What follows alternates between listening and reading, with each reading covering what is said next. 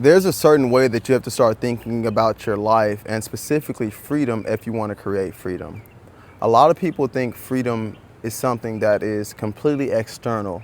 It's something that you only experience when you have a lot of money. It's something that you only experience when you travel the world. It's something that you only experience when you get out of your job.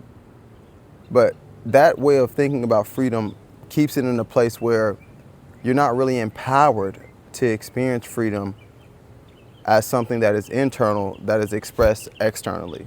And that's the way of freedom that I want to share with you today in this video, that freedom is something that is first internally felt, internally recognized, internally cultivated, and then it's expressed in the external world as impact, money, travel, time, and things like that. And so the first thing that I want to share with you about freedom is that freedom is not free. You have to fight for freedom.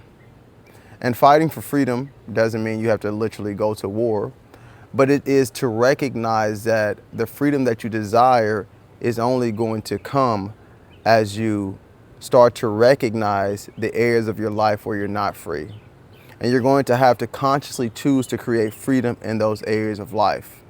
For example, yet again, freedom is not only having money or having your own time or whatever it is. Freedom can be simply as the freedom to speak your truth, the freedom to be consistent in a certain thing, the freedom to talk to people or to build a business, the freedom to be yourself. These are all freedoms that can happen right now, today, and you don't have to do anything else to experience those freedoms.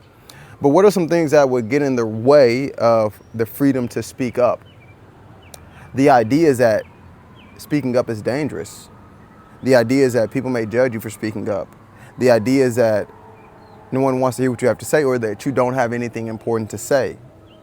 And so your ideas and beliefs and the patterns that you currently hold are preventing you from experiencing the freedom to speak up and speak your truth.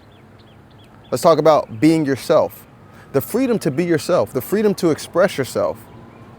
That's a freedom that a lot of people don't have, but it's so beautiful because when you start to access the freedom to be yourself, now you get to create a world that is an expression of who you truly are.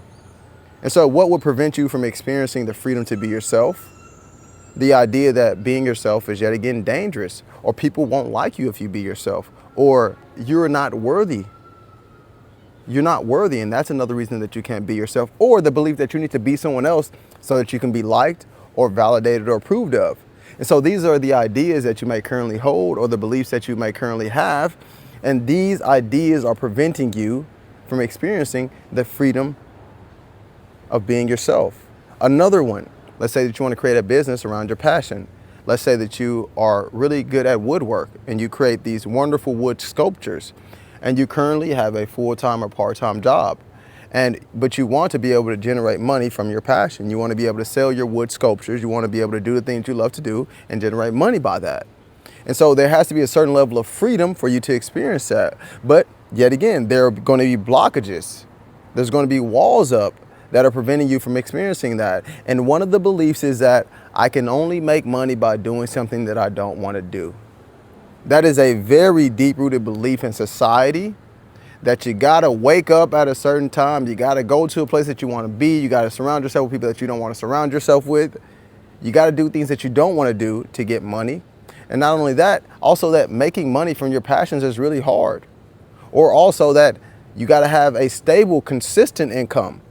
And if it's not a stable, consistent income, you're not gonna survive. And so these are all the ideas that will prevent you from experiencing the freedom to generate money from your passions.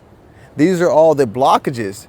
And these are all the things that you have to consciously face and identify and uproot out of your mind if you want to experience the freedom of living life on your own terms. And so when I speak of freedom, I'm talking about the agency to do what you want with your life in a healthy and positive and loving way, in a productive way. When I speak of freedom, I talk about your ability to choose the things that you want. And that's really beautiful because a lot of us don't have the freedom to choose what we want. A lot of us choose what we think that we need, or a lot of us choose what society says that we should choose. You need to go to college, get a good job, get married, have kids, and live that life. That's what most people are choosing because they don't have the freedom to choose something different.